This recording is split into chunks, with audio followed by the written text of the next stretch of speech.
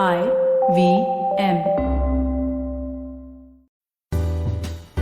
So there's a very simple example that I give. The total budget for orphans is currently 960 crores, which comes to less than rupees 1 per child per day, if you divide it by the number of orphans. So this is less than rupees 1 for basic things like food, like shelter, like clothes, like education, like medical needs, but also for infrastructure, for building of orphanages, for salaries. So it's nowhere near adequate.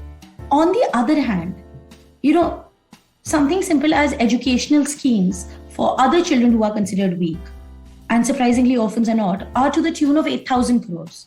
And orphans don't get a share in that pie, which is, so, if other schemes could be leveraged to, support these children, suppose, there is an education scheme for weaker children and it includes orphans, then, that support is also, but unfortunately there is none of that. This is the only scheme. And as a result, UNICEF has estimated 29.6 million orphans in India, more than the population of Australia currently. And less than 5 lakh of them, 4,72,000, are in any orphanage in the country.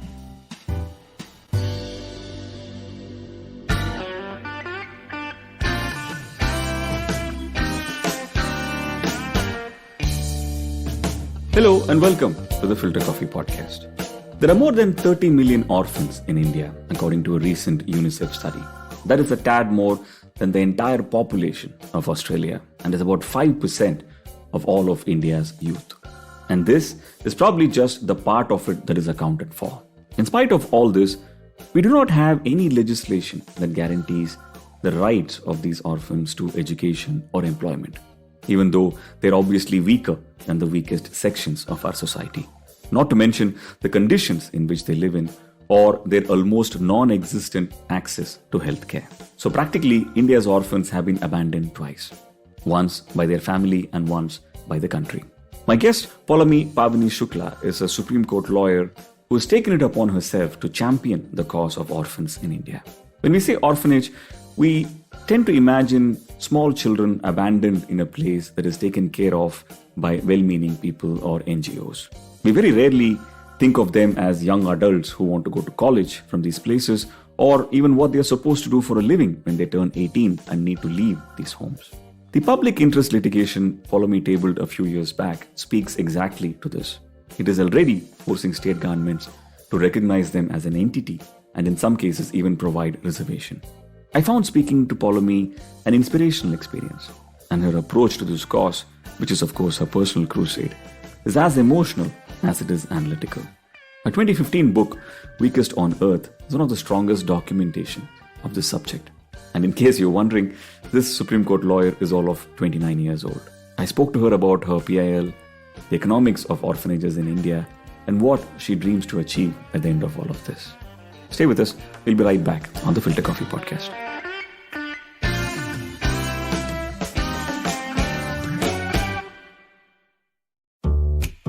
$100. That's all it takes to begin your journey with Bitcoin and Ethereum.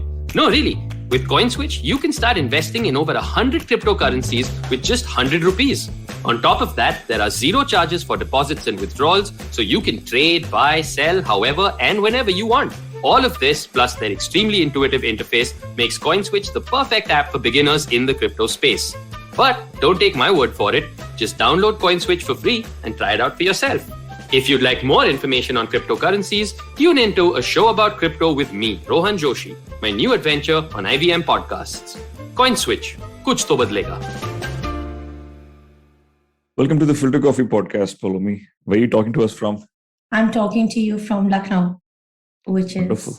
I don't know if everybody knows Lucknow, but it's the capital of the largest state in our country. So everybody knows Lucknow, and obviously, especially in these last few weeks, how's the election plus COVID plus cold wave all mixing up there? It's an interesting environment. Yes, it's an interesting election. It is, BJP's last big test before 2024. So let's see how that goes. I like that you had a pause between BJP's last and then the rest of that sentence. Yeah. So let's see how this goes. But you're a Lucknow girl. In some ways, yes. I would describe myself more of a UP girl because my parents were in transferable jobs. So I've pretty much grown in every small town, big town, gaon, kasbah, everything of UP. So, UP girl. Lovely, lovely. And it's one of the most interesting states that I've spent a lot of time in. But since your story and what you do today has a lot to do with your early days, your upbringing, why don't we start there? Talk to us a little bit about childhood, growing up in a family of IAS officers and everything. So, one of the most interesting things about my childhood was the fact that I went to something like 13 schools.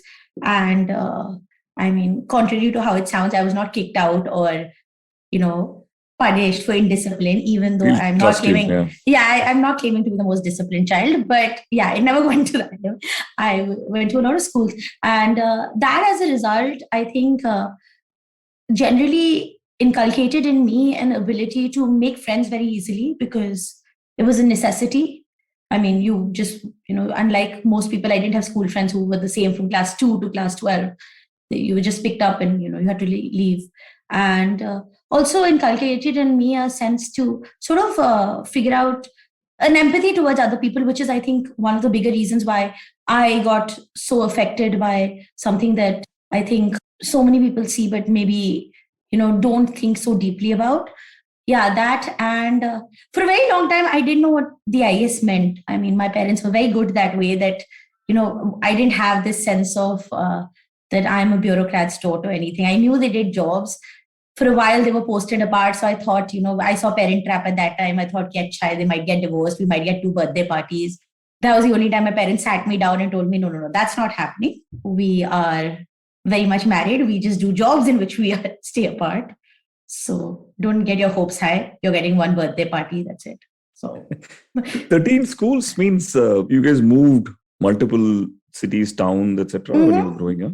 Yeah, multiple towns across countries because my dad did a small stint when he was teaching at Berkeley. So we went to California also, but otherwise, yes, across countries from very small towns like Haridwar and Saharanpur to big cities like Ghaziabad and Lucknow. So everywhere, Nainital, wherever the government would tell my mother to go, Amand and I were additional baggage. Amit is my brother. So we sort of tagged along. And 13 schools. So never, except my end, I don't think I spent a whole school year in one school, which was interesting. Wow, that then must have completely given you a very different flavor of relationships and friendships and everything else. Yes, and also, I remember long before Facebook and all became popular, I had this habit of writing postcards to my friends because I had no other way of staying in touch with them, which was a very interesting, I think, and a very unique experience that I had. I had pen pals growing up, and some of them were very sweet to write back. Most of them were too lazy. So when Facebook came, we became friends again. And you also had this ritual that you did on your birthdays, which will then become very important in your life, isn't it? Yes. So growing up, my mother had this, I think, very innate desire to make sure that her kids didn't grow up too spoiled. So as a result, not only just my birthdays, but most of our festivals were spent going to orphanages or, going to slums, but mostly orphanages. And then she was posted to Haridwar during when there was the Bhuj earthquake. And at that time, because Haridwar has a lot of charitable institutions because it's a religious city, some children from Bhuj were sent to Haridwar, maybe because, their parents their families wanted them to be there. So my mother took me there to one of the orphanages. And there I started developing this very strong bond with these children because we would go quite often and it was quite close to our house. And they became my friends. So like I said, I stayed in touch with them, and I was really young at that time, but I stayed in touch with them on and off as growing up. And that seeing them, and for a very long time as a child, I didn't realize there were any differences amongst us. Obviously, I was a very naive child, but I didn't realize that there were many differences amongst us, or, differences in opportunity more, I would put it. I obviously saw that they were, lesser privileged, but this lack of opportunity is something that I didn't realize till, one of the girls there asked me to go to college. There's a very distinct memory I have, and I was, all of 8 or 9 years of age, that there was this young girl and she had the most beautiful eyes, and she was very, very small. She was I think, maybe a few months. And she had these, very beautiful eyes. And I remember thinking, what will happen to her? Where will she go? How She old were had, you at that I was point? 8 or 9, and I was like, she has no parents. And I remember asking my mother, can we get her home? And my mother was like, I'm not in a position to adopt, but when you grow up, if that's something you want to do, you should do it. And because of that girl, I had this on wanting to go see her and see if she was okay.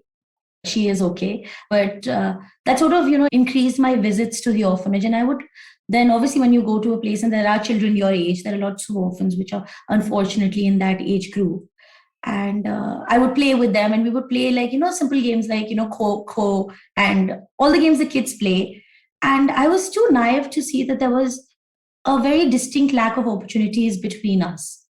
I did see that there was a lack of, lack of facilities, a lack of circumstances. They obviously were not as blessed as I was, but I was too naive to see that, maybe it's not just material things, it's also the fact that they don't have the opportunity to make their life better. And that's a realization I came to much later. But at that time, we became friends, and some of them continue to be very good friends of mine. We are connected on Facebook, we are connected. When we get to meet, we meet, but the last 2 years have been what they've been. And there's this one particular orphanage that I was very emotionally connected to. It's called Shri Ram Orphanage in Haridwar, and they have some of the brightest, most brilliant kids that I've had the fortune to call my friends. And I would go there, and they would share their toys with me, even though maybe they didn't have as much as I did, and they would share their chocolates with me. And it was an orphanage run by a group of very good American people, and who'd converted to Hinduism and were running this Sri Ram orphanage. So whenever those people came to visit, they would bring these children all these interesting American candies, American toys, and those children would always make it a point to share it with me. Something that affected me very deeply. So when one of the kids asked me a very simple question that she also wanted to go to college, I really, really wanted to help her. And at that time, I was in college myself, and you take it so much for granted ki, 12th, if you do well, you will end up in college. The fact that she didn't know how to go to college, or she didn't even know that she could go to college, if that was even an option in her particular circumstance, was something that really disturbed me. And as a child of bureaucrats, the first thing, is like, there must be some scheme. Kuch to there must be some way the government is helping them. And I tried to look for that. And the fact that I found none, and the fact that she was my friend, it really hurt me. Like, I felt the injustice very strongly. That why was it that she, despite being smart, despite being hardworking, despite rising above her circumstances, why could she not go to college?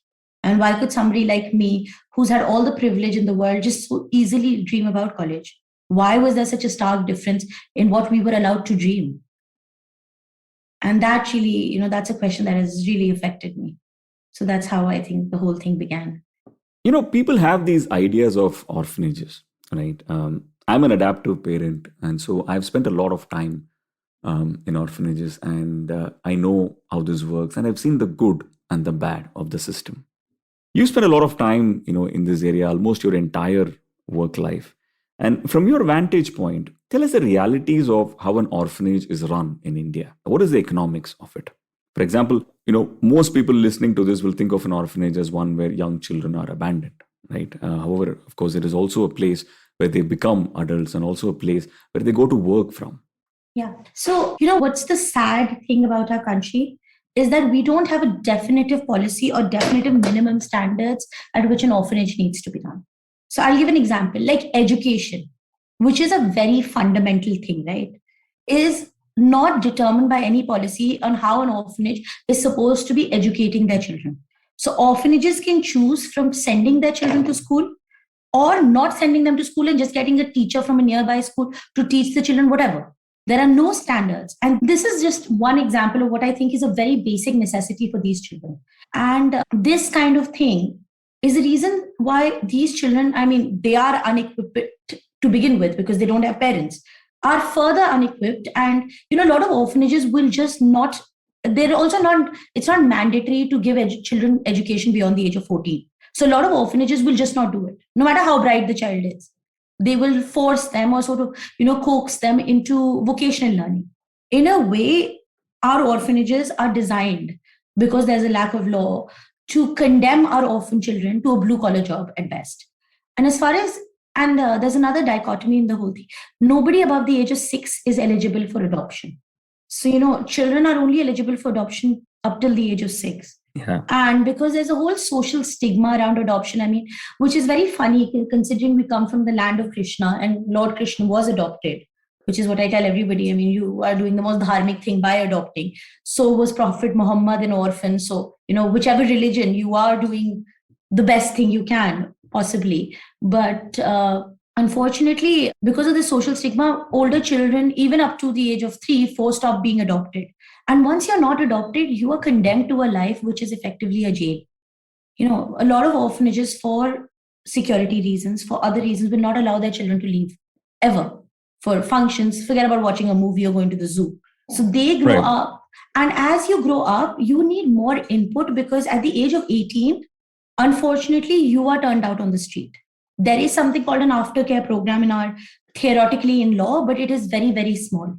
Even the funding, even the development is too small to handle the number of orphans. And most of them are turned out on the street at the age of 18. So the fact that, teenagers, orphans at the age of 13, 14 are not given education, they're not given skills, they obviously are turned out on the street with no money. You're basically condemning them to a bleak future of prostitution, of drugs, of suicide, of crime. And there's a very famous study from the Tata Institute of Social Sciences, which says that orphans to the tune of 20% commit suicide before the age of 25. One of the sad things, another sad thing, I think this whole thing is going to become a series of sad things. But another sad thing is that in the 12 5-year plans, 5 didn't mention the word orphan. Didn't even have the word orphan. So as a country, we weren't planning for that. In 2009, the first program for orphans called the Integrated Child Protection Scheme came. And it had a budget of 750 crores in 2018-19, which was doubled after the petition to 1,500 crores. But it has now again been reduced to 960 crores. But the thing is, ICPS was focused on children in need of care and protection, which is what orphans are. That's the legal definition of orphans, children in need of care and protection. Unfortunately, in the last years, this scheme has become a sub-scheme of something called the Integrated Child Development Scheme, the ICDS. Now, the ICDS has a lot of larger goals. It covers the midday meal scheme. It has, nutrition. It has health. It has a lot of them to do with, it's aimed at poor parents and poor children. Since ICDS covers such large numbers and orphans obviously are not, a very big number in that, although they are a big number in themselves, it has gone even lower in priority. So there's a very simple example that I give. The total budget for orphans is currently 960 crores, which comes to less than rupees 1 per child per day, if you divide it by the number of orphans. So this is less than rupees 1 for basic things like food, like shelter, like clothes, like education, like medical needs, but also for infrastructure, for building of orphanages, for salaries. So it's nowhere near adequate. On the other hand, something simple as educational schemes for other children who are considered weak, and surprisingly orphans are to the tune of 8,000 crores. And orphans don't get a share in that pie. So, if other schemes could be leveraged to, support these children, suppose, there is an education scheme for weaker children and it includes orphans, then, that support is also, but unfortunately there is none of that. This is the only scheme. And as a result, UNICEF has estimated 29.6 million orphans in India, more than the population of Australia currently. And less than 5 lakh of them, 4,72,000 are in any orphanage in the country. The rest, nobody knows. The government doesn't know. So budgetary, we are far, far behind what is necessary. And there is something called the Children's Budget Analysis, which an NGO called the Hug Foundation does.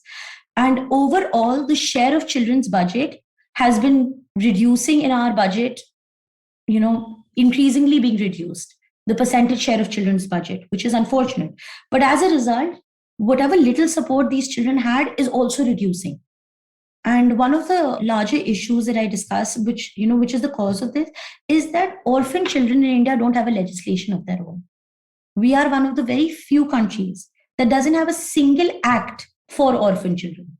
Orphan children are covered in the Juvenile Justice Act, which is the same act which is covering children with, in conflict with law or children who've had a criminal history. But the rehabilitation of a child who's had a criminal history versus the rehabilitation of an orphan, and the opportunities provided are vastly different. But if you put them under one umbrella, you're really not doing anything for these children. So, like I say, orphans in our country are orphaned twice: once by being orphans of their parents, and once by being orphans of the state or orphans of the law. Okay. Yes, incisively puts a lot of things in perspective. This number that you spoke about, which is close to the 30 million, is also in many ways about 4% of India's youth. That is true. Isn't it? Right.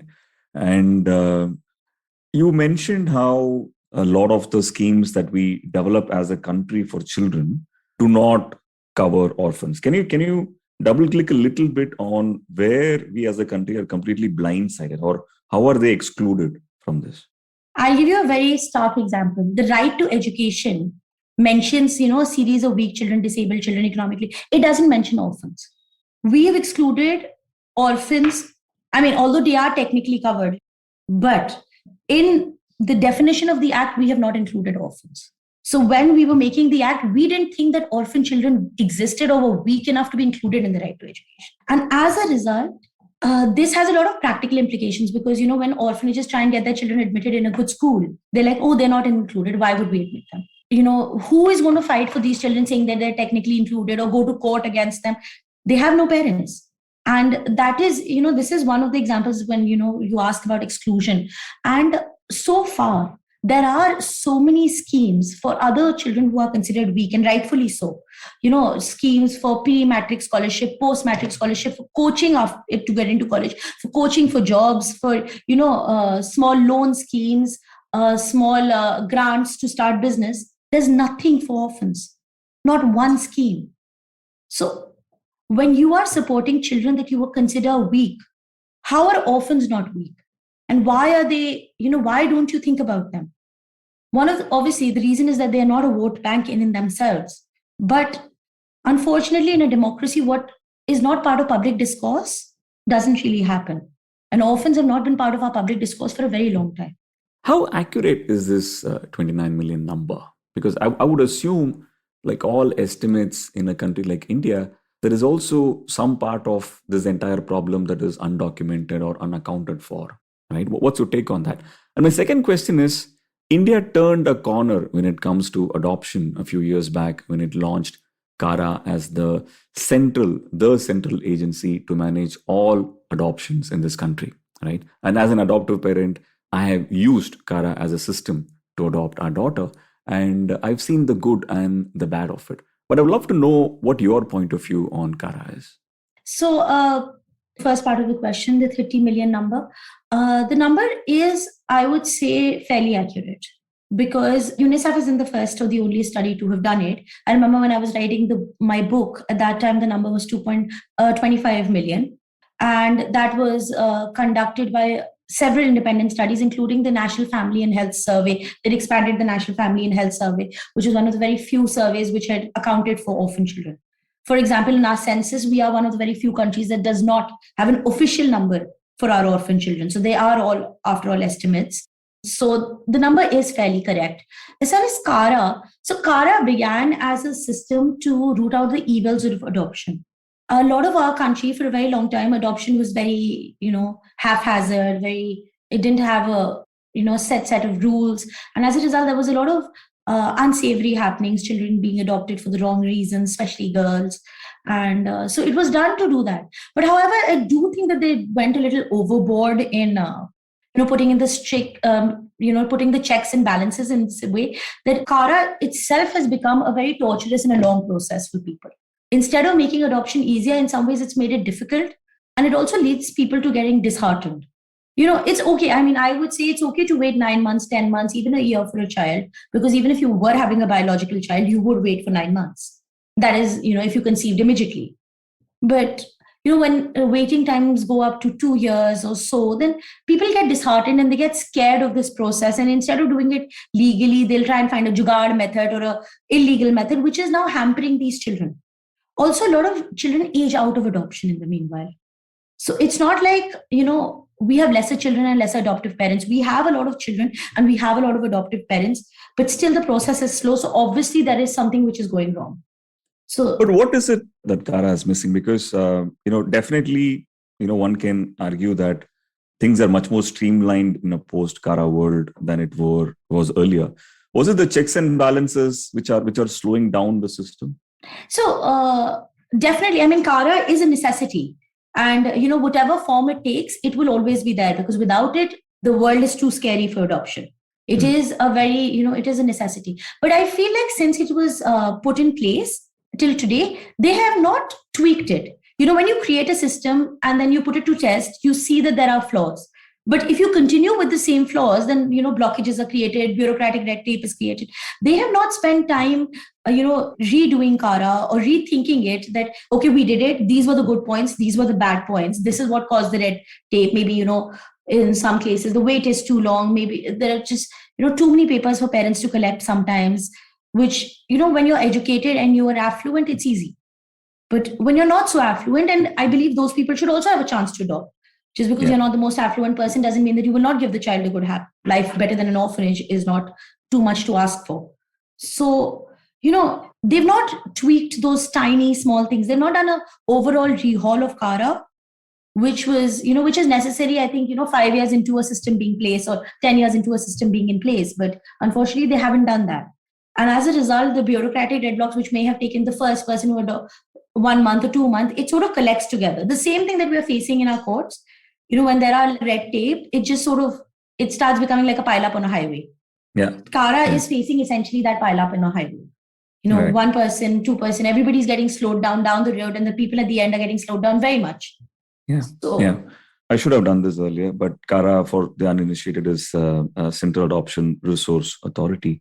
And I see your point in terms of why it is not very approachable for everyone, because, the rigor involves, a mountain of documents that you need to submit, from your account balance to multiple things. And then, of course, there are many visits, which I thought personally was very, very rigorously done by a social worker who comes into your house and assesses the kind of space that you have, whether you can bring in a child into this atmosphere and all of those, which I think is a good part of. Yeah, that is good. Kara. And I mean, there are supposed to be a lot of visits after the child is adopted. I don't know if I've heard both ends of the story. Happens. Yeah. Where there have been sincere workers and there have been workers who never turned up. So, with the documentation, and there's no support as such for documentation. Kara itself doesn't give you too much support. It doesn't hold your hand and goes like, oh, these are the steps, let's do this. You apply through this or you apply through that.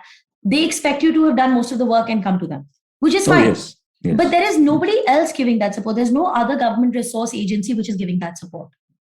Yeah. So and I think the engine probably works only because of communities that are adoptive parents, like as a form. So where we're exchanging information. Yes. That seems to be the only. Yeah, and adoption lawyers. And, but that is, again, like I said, it becomes a privileged thing to do. And I don't think adoption should be a privileged thing to do. Absolutely agree. I believe that the CWCs are given too much power to bring in their personal prejudices as far as adoption is concerned.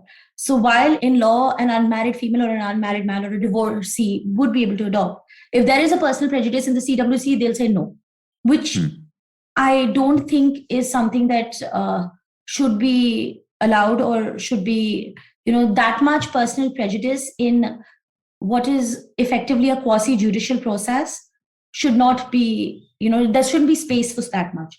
Although I believe that they are now addressing that.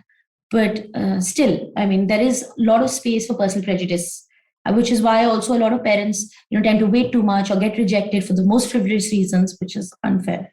Yeah, it's an extraordinary rabbit hole with a lot of things that you realize after you start the process, isn't it? Like, say, for example, it's almost impossible for a single male to adopt a child today.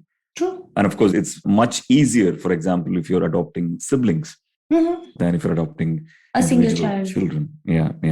And so much more that you learn in the process. But, overall, everything that we're speaking about from the adoption perspective and Kara and everything else is only for children who are up to 6 years old. True. Right? What happens after 6 years in an orphanage? So after 6 years, children are normally separated, right? So till 0 to 6, boys and girls are kept in a single orphanage, and then they are separated and they go their own, gender-based orphanages if they are available in your district. For example, in UP, out of 75 districts, only 39 has any orphanage. And technically, every district in our country is supposed to have at least 5 orphanages. One for children 0 to 6, one for 6 to 18 boys, 6 to 18 girls, and then what is called an aftercare home 18 to 21. But the whole state of UP has one aftercare home for boys. So that is the current situation on the ground. So, children end up going to these 6 to 18 orphanages, which, like I described, are mini jails. And once they are there, they basically are at the mercy of the orphanage. So if it is a good orphanage, if the officers are good, then they will get access to education, they will get access to opportunities, maybe. But by and large, they are, they survive on the bare minimum. They are given bare minimum skills. And at 18, they are being given whatever, there's very little budgetary provision. Most of the workers of an orphanage are on contractual basis. They are not even permanent government workers. They are given whatever little medical treatment that they can be given. And, I'll tell you a few stories of the things that I've experienced later. But, and then when they're 18, they turned out. So from that point, it's a downhill, bleak life that they're facing with very little opportunities and very bare minimum necessities in life. Food and shelter, maybe some, bare amount of clothes, and that's it. So that is what their life looks like. And for girls, another very unfortunate thing that happens, and orphanages are thinking this is good, okay. They ban you of girls at 18. They'll be like, rather than her living on the street with no money, it's better that she gets married. So they'll marry off this 18-year-old girl to whatever boy that they can get, without obviously, with this attitude that beggars can't be choosers, without going too much into, what kind of boy he is or whatever it is. Do they have the legal standing to have a ward married off? Yes, they are. So warden of the orphanage is technically the legal guardian for those children. So they do have the legal standing. Obviously, the moment the girl turns 18, she can say no because she is an adult now. But by that time, they've been brainwashed, or, they've become so bleak that they don't think that they have a future. So they think this is the best option. They won't say no. And so many girls who are married off from orphanages end up being victims of sexual abuse, of domestic abuse, because they have no one, and everybody knows they have no one. They have nowhere to go. So whatever circumstance you keep them in, they just stay that way. Most of them are unskilled, uneducated. So they can't even walk out and get a job. So that is a very bleak thing that happens to girls. And unfortunately, in our country, we have more girl orphans than boy orphans, which is a very weird thing to say because girl orphans are not always orphans. They are more than often abandoned by parents who didn't want them and probably were not cruel enough to do a female infanticide. So the next cruelest thing is leave a child. So that is the reason we have a lot of girl orphans. And this problem is very different in different states in India, right? I want to speak to you for a little bit about that. And I'll start with the personal anecdote. When we registered for adoption, we had picked 3 states, right, to adopt from. And for those of you, who are uninitiated, today, if you register yourself on Kara for adoption, you'll have to wait anywhere from 2 to 3 years, before a child is assigned to your case. And what we realized as parents when we registered is that when it was just 3 states, we weren't really moving up in this line, over months. And then one day we changed it to all of India. And then suddenly we realized that we were moving much faster than we were before, which is then, we sort of understood that there are some states in India like UP or Bihar where the number of abandoned children is just really, really higher than others, right? Do talk to us a little bit about how the situation and the challenges are different in different states in India. So when you talk about states, the thing is, because of sheer population, obviously in percentage of population, larger states like UP and Bihar will have more children. But it's also a social milieu of adoption. More educated states, there are more potential adopters, more parents who are willing to do it, more parents who are, open to the idea of adoption. Especially in states like UP, Bihar, Jharkhand, which are slightly backward and literacy is a little lesser, adoption is still a very big taboo. People will adopt as an absolute last measure. They will, have their own children or have IVF or, in some cases, which is a social custom, which I find a little funny, is take their brother's children or take their sister's children and adopt them. But they will not go through the legal process of adoption. Because there is some, belief about my blood, which is funny, but it is there. So that's a reason why there is potential it's potentially easier to adopt in some states, potentially more difficult. And obviously, there are more orphan children or more abandoned children in some areas, especially girls, which is again a thing of social milieu. The more educated states will not have that kind of abandonment. Something like Kerala will have even lesser because it's a matriarchal society. So, girls are valued. But places like Uttar Pradesh or Rajasthan or Haryana, where there is a large numbers in female infanticide, large numbers of abandonment. So orphans technically are defined as two orphans. There's something called pure orphans. This is a World Bank definition, which is parents have died. The other is social orphan. I mean, parents are alive or guardians are alive, but cannot or don't want to take care of the child. So India has a large number of social orphans. Like, because mental illness is also a thing that we don't take very seriously in our country yet. There was this report, I'm sure a lot of people, of the 3 children who starved in Delhi to death because their parents just were incapable of feeding them. Father was drinking, mother was not mentally all there. So, those children are considered social orphans with alive guardians, but incapable of taking care of them. And a lot of our children are social orphans. And they are more in the northern states, and they are also more difficult. Like, if you gave the choice of adopting a girl, you would move in the list faster than if you give the choice of adopting a boy. Yeah. That is a thing. Yeah. And unfortunately for us, even though, I get a lot of requests for adoptions, and still most of the requests are still boy child, which is a very sad thing. So there are more girls being abandoned and lesser parents wanting them. Obviously, I've faced a lot of incidents of, all across the plethora, but I'll relay a few. One of the ones that that is a very harrowing story of what a life in an orphanage is like is there was this child that came to an orphanage, and I think the child was 4 months old. And on cursory evaluation, a doctor just declared them paralyzed, neck down. So they were sent to what is called an orphanage for disabled children, where, from many areas, disabled children come together.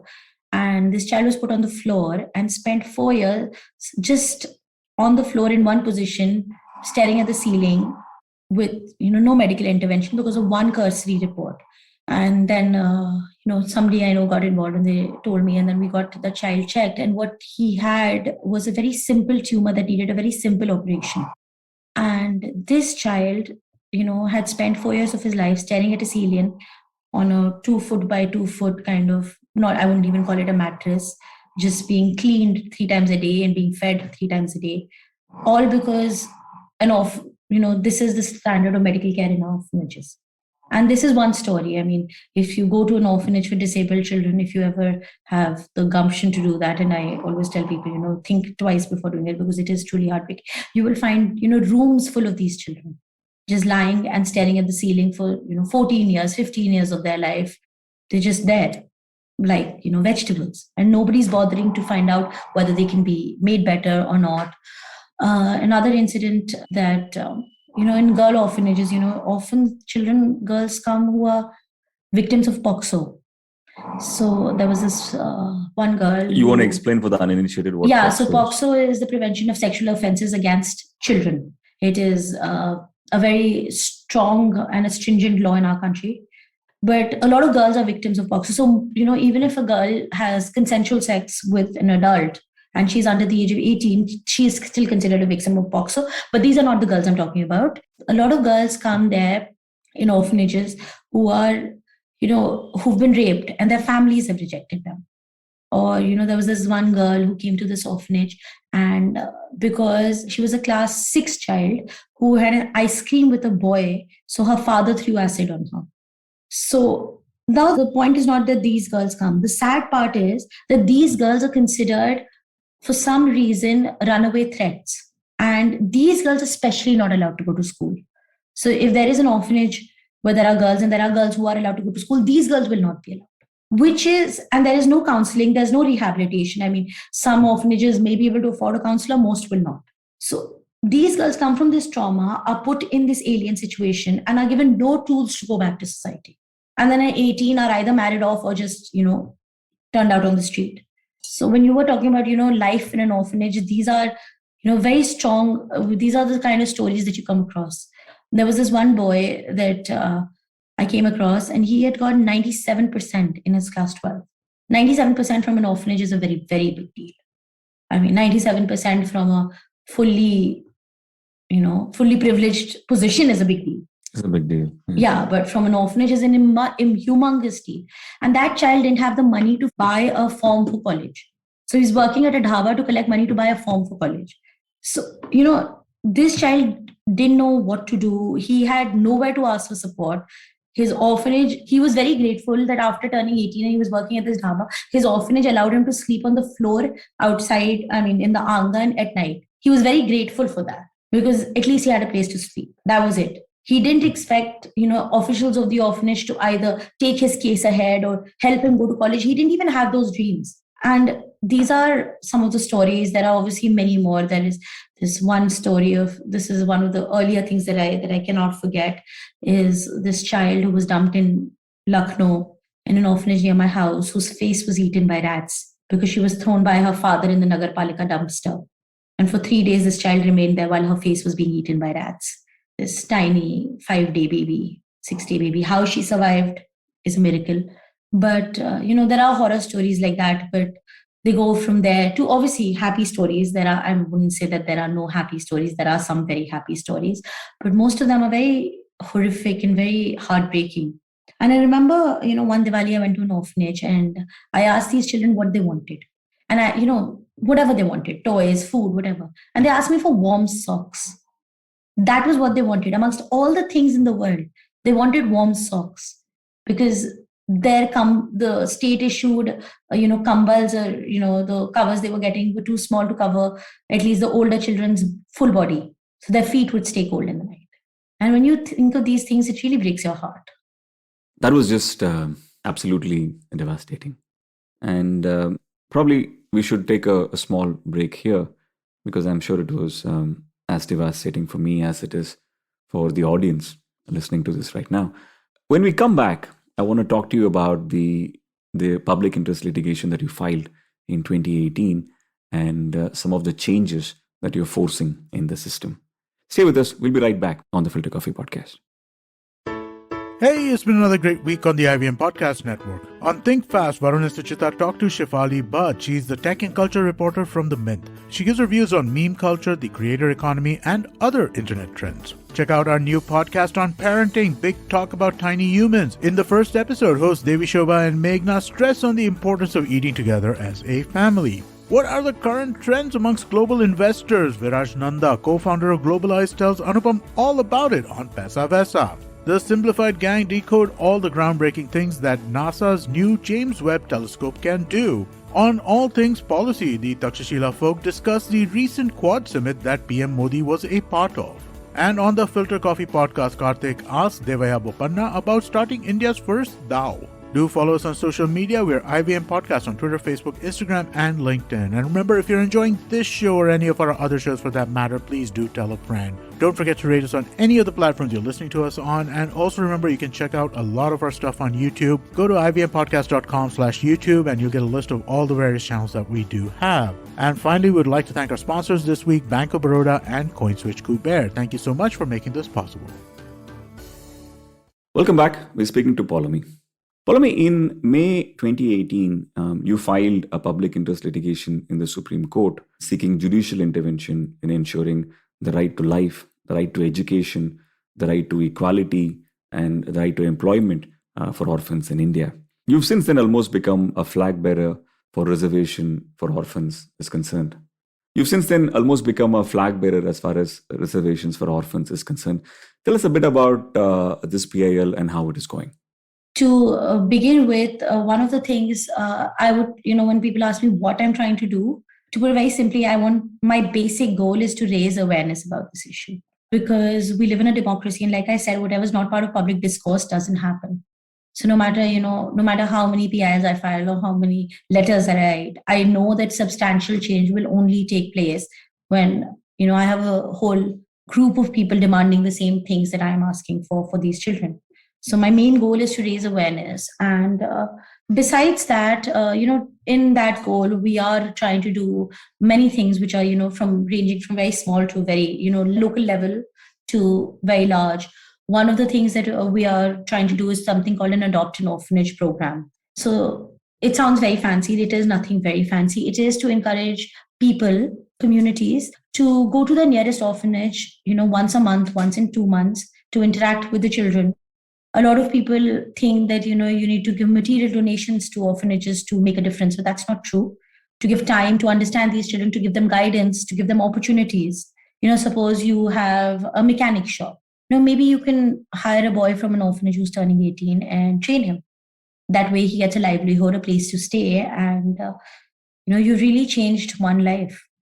And from small things, suppose you have a school and you have teachers who are willing to volunteer their time, so maybe you can organize that, or students who are willing to volunteer their time. So the idea is to give whatever that you can, skill, time, opportunity, to your nearest orphanage. And obviously I understand everybody is very busy, so we try and encourage them to either do it on special occasions, or to do it if you can be more committed more regularly, but to do it on on Holi, on Diwali, on your children's birthday, on your birthday, on your anniversary. Just think about these children and give whatever you can. That way, once you meet these children and you understand, it develops empathy, and you will obviously also want to demand change, lend your voice to these children, and create sort of an environment in which these children can get better opportunities from the government, because everybody wants the same thing for them. So that's one thing, an adoption orphanage program. One of the advantages that I tell people is that by simply going to an orphanage, you make them accountable. The simple act of going is a very big deal, because you go there, you see these children are sleeping on beds or not, that they have a decent food, what is their education. Even by asking simple questions, you are alerting the authorities that there is somebody who's looking, who's seeing what is happening to these children, that they are not completely abandoned. So, that is a very local level thing that we're trying to do, an adopt an orphanage program. It has been very successful in the 3 cities that we've done it. We are now expanding this. Which are these 3 cities? We've done this in Lucknow, we've done this in Noida, and we've done this in Faridabad. We are also going to, in Delhi also, but I wouldn't say it's fully taken off there, but we are getting there. Right. So this is the more local level, more community participation thing that we are doing. Then obviously we are running, for lack of a better word, a campaign for orphan rights, in which, it began with me and my brother writing a book about it, which is called Weakest on Earth. And, it entailed, I would say about 9 months of insane amount of research, because we went through every policy document, every plan document, everything, every law from the British era, every NGO report, World Bank report, UNICEF reports, budget analysis, to try and understand what was being done, and more importantly, what was not being done and why it was not being done. Because it's very easy to state a problem. It's very difficult to, find the source of the problem, or B, select solutions that are doable and feasible. So that was our goal through the book, to at least suggest some solutions which are not too difficult and can still create an impact. Obviously, naive as I was when the book came out, I thought I'd written a book and now suddenly everything will happen. Nothing happened. So then we filed a PIL in the Supreme Court, and that has been a matter of great impact, because the Supreme Court has sent notices to all the states. A lot of states have been forced to reply, and when you're forced to reply, you're drafting a reply, you're forced to create changes. So a lot of states have been forced to reply, and we've also done a lot of, meeting with policymakers, with change makers, with bureaucrats, trying to implement even something as small as, like, the state of Delhi has included orphans in the right to education. Something as big as Uttarakhand has given them 5% reservation. So what are some of the reliefs that your PIL is sort of asking for? Yeah, so we are asking for 19 reliefs. I think if I quote all of them, that would be too much, but I'll tell you the big ones. The first thing that we're asking for is that orphans should be included in any scheme, scholarship scheme, support scheme, which is for any kind of weak child. If you are supporting any weak child, you have to support an orphan. You have to include them. It is not a very difficult thing to do. So that is one relief. Another thing that we are asking for is reservation for orphans. Now there is we've done a lot of research and there's a lot of logic behind it, but I'll give you in the case we've given 5 logic, but I'll give you one. So the OBC, the other backward category, was created on the recommendations of the Mandal Commission, which had 11 points, rated differently. Any community which qualified 50% of those points was considered OBC, were given the benefits. Orphans is the only category of people that qualifies 100%. So they are, if nothing else, legally they have a right to this. And by not giving them, we are sort of, we are not giving them their right. We are infringing upon their right to equality. So we have asked for reservation under the fundamental right to equality. Another very big demand that we have put, we've asked for an official census of the number of orphans in our country. For the simple reason that it is my belief that once government puts an official number to it, it will be forced to make policies according to that official number. So then you cannot have budgets which are like less than rupees 1 per child per day, because you have only 5 lakh of orphans in orphanages, so you think that's enough, but that's not the case. So that is one thing. And since this is the year of the census, I mean, last year was the year of the census, it's something that we are pushing very hard for orphans to at least be included in the census. So these are the 3 big demands. There are obviously a lot of other demands also that we've asked for. That 1% of all funds that are used, like MP lads or MLA lads, locally should be used for the development of orphanages or, for the betterment of orphan children in your particular area. Because if 4% of children and 2% of our population is orphan children, so that statistically should be the same thing in your area. So those are, there are many other smaller demands that we have put in, but these are the big ones that we have asked for. We've also asked for something as simple. I mean, it's not a law that we've asked for, but so much so as the simple implementation of the fact that there should be an orphanage in every district. That no child who's an orphan should be forced to, be put in a children's jail or, in a hospital because of lack of orphanages. So also obviously things like, there should be a policy for education for orphans, that orphans should be included in the right to education. There are, it's a whole, I think it's a whole litany of demands which the poor court is dealing with. And what's been the impact of this? You mentioned about how states are forced to reply back. And I've also recently, I'm reading reports, for example, Maharashtra has created some sort of a reservation. Yeah, they've given 1% reservation. Yeah, what are the changes you've seen? So when states are forced to reply back, then obviously, they want that reply to be something that the court doesn't take offense on or doesn't get angry upon. So they try and do a lot of, small or big changes. So changes have been quite a few. I mean, Sikkim and Delhi have given children the right to education. 4 states have given them reservation in different forms. Telangana has declared them part of the other backward classes. Uttarakhand has given them 5% reservation. Maharashtra has given them reservation. Tamil Nadu has given them some reservation in government jobs. Some states have created budgetary enhancements. Some states have created something called, some schemes like the Ladli Lakshmi scheme, giving money to orphan girls or money for marriages, or some states like Bihar have created a program called CPIMS, trying to, match orphan children or runaway children or abandoned children with their parents, try and reunite them. So there have been policy changes in approximately 13 states now. But that is still obviously the tip of the iceberg, because it hasn't been consistent. It hasn't been that one state has done everything that we wanted. So the battle is still very long and tedious ahead. Yeah, talking about the battle, right? You mentioned your book in passing. I think that's The Weakest on Earth is a book you published in 2015. How old were you when you published that book? I was 23. You were 23? I was 23 when I wrote. Right. Yes. Of course, I read about all the accolades coming your way, the recognition rather coming your way. You're part of Femina Fab 40, your Forbes 30 under 30.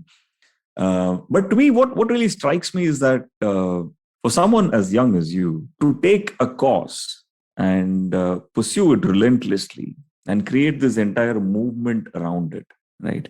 I think should give a lot of people hope for any kind of the change that they want, right? Like how do you see, when you look back at the number of years you've spent doing this, how do you look back at it? So, there was a poem that I read, I think I was recently, I haven't read it very long ago, but it has really resonated with me. It says, "Have you earned your tomorrow?" And, the title itself is something that, I think is something that I've been thinking about. But, looking back, I wouldn't say it was easy. I would say that obviously because I was younger, I was a lot more naive and a lot more idealistic. And I think a lot of that changes as you grow up. So I feel the younger you are, the more capable you are of driving change, because you have more belief in yourself when you are younger. And I definitely know I had a lot more belief when I was 23 than when I'm 29. But the thing is, experience teaches you a lot of good things also. But it hasn't been easy. I wouldn't say that it's been easy, because when you are doing something like this, you have to be prepared. And that's something I didn't know. And that's an advice I give a lot of young people, that it is possible, that it is 100% possible. It will happen. And, I genuinely believe that I will be able to see a paradigm shift in the life of orphans in my lifetime. But I should have been more prepared on how long this journey is going to be. And that is something I tell everybody, that, if you are prepared and if you are perseverant, it will happen. But do not discount patience and perseverance, because there will be times you will feel low. There will be, long periods where nothing will happen. But that doesn't mean that nothing is happening, actually. That only means that whatever's happening is a little slowly. But things are happening. And then you also have to, it sounds a little narcissistic, but you also have to count your little victories as, glimmers of hopes. You don't have to be like, oh, this is such a small thing, it doesn't make a difference. Everything makes a difference. Because if you had not done even that small thing, nothing would have changed. So if something has changed, it's changed because of you. So you have to give yourself credit and use that to propel yourself forward in times of so those are the things that, sort of, that I look back. When I look back, I'm very grateful to the 23-year-old fighter cock me that was, that was like, yeah, I'll change the world.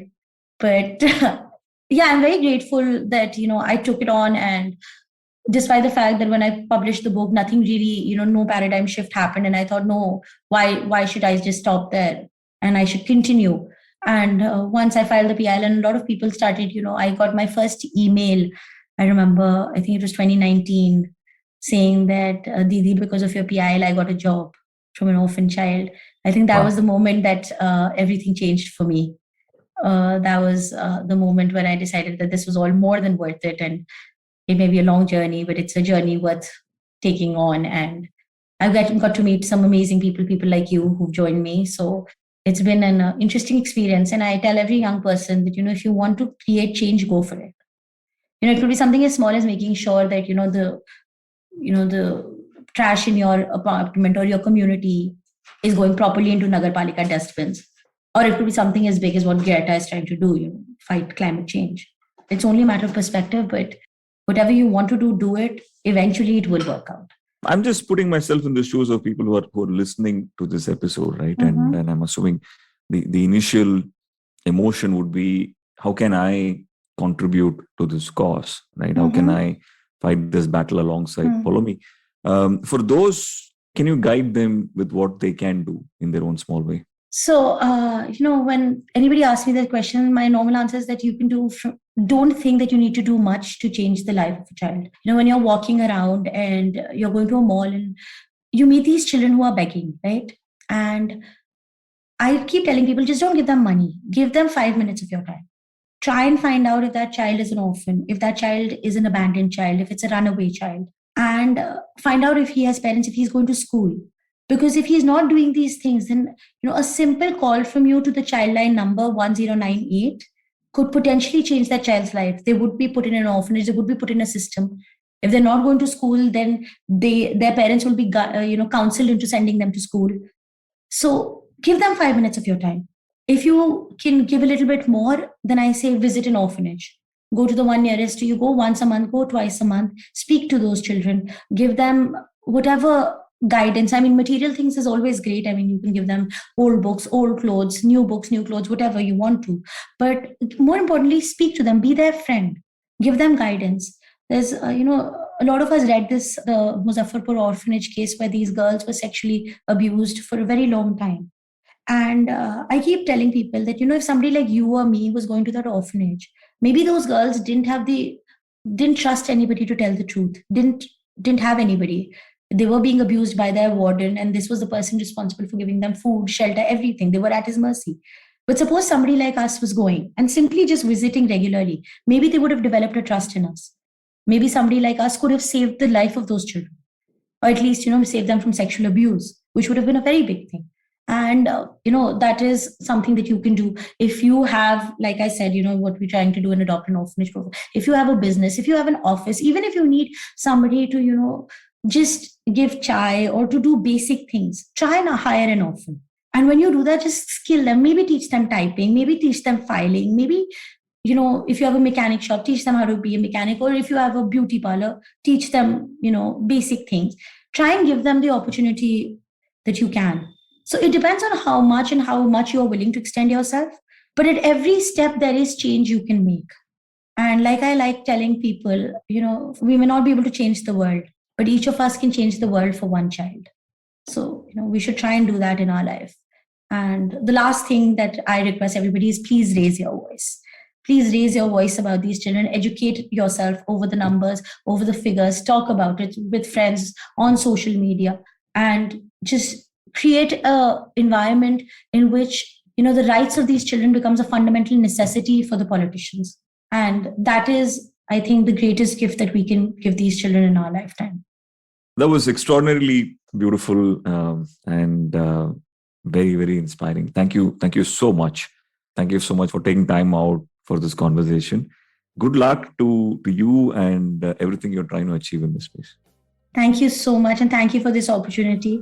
I love talking about this issue because I believe that is going to be the greatest tool in what I'm trying. So thank you so much. Thank you for having me here. It's been such a pleasure and such an honor. Entirely ask. Thank you.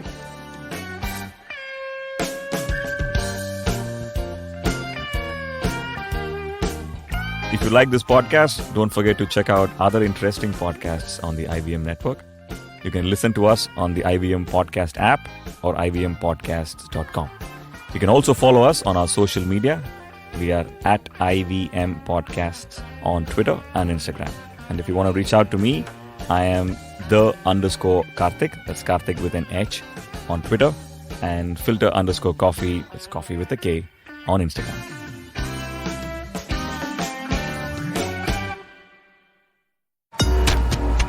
Love fighting? We've got you covered. Check out our show, The Fighting Goat, where we, the voices of the internet, Arjun Chipalkatti and Somesh Kamra, bring to you crazy weekly action on your favorite combat show, The Fighting Goat. Be it commentary, breakdown, predictions, analysis of styles and techniques. And of course, your round of favorite fighters. You can listen to us every Thursday on the IVM Podcast app, website, and all major podcast streaming platforms. What is the workplace and how does your gender and body affect your right at work? Hey, I'm Priya Mirza, and on the Longest Constitution podcast, we critically examine the vision of the Indian Constitution and laws. In season 1, we look at sex, gender, sexuality in India, and the landmark judgments which transformed our rights as citizens in this country. In season 2, we discuss the laws which shape the workplace and examine how ability, competence, and merit impact us, and much more. Join me, Priya Mirza, every Wednesday only on the IVM Podcast app, website, and all the major podcast streaming platforms.